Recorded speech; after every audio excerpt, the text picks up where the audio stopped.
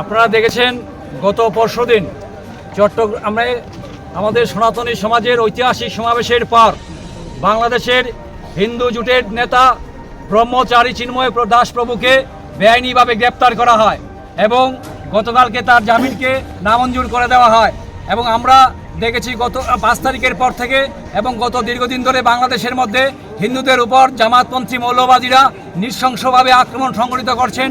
বাংলাদেশের মন্দির ভাঙছে, মূর্তি ভাঙছে, মানুষের বাড়িঘর ভাঙছে, হিন্দুদের উপর নির্মম অত্যাচার বাংলাদেশের মধ্যে সংঘটিত হচ্ছে।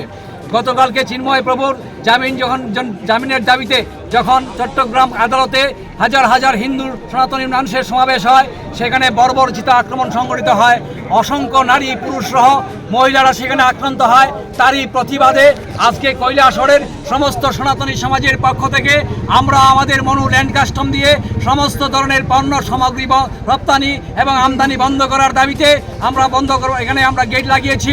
সমস্ত সনাতনী সমাজের পক্ষ থেকে ভারতবর্ষের হিন্দুদের স্বার্থে যে সরকার আছে, সেই সরকারের যিনি প্রধান নরেন্দ্র মোদীর কাছে আমরা আহ্বান রাখবো যে বাংলাদেশের সাথে আমাদের সমস্ত বাণিজ্যিক সম্পর্ক, সমস্ত কূটনৈতিক সম্পর্ক বন্ধ করে দেওয়ার জন্য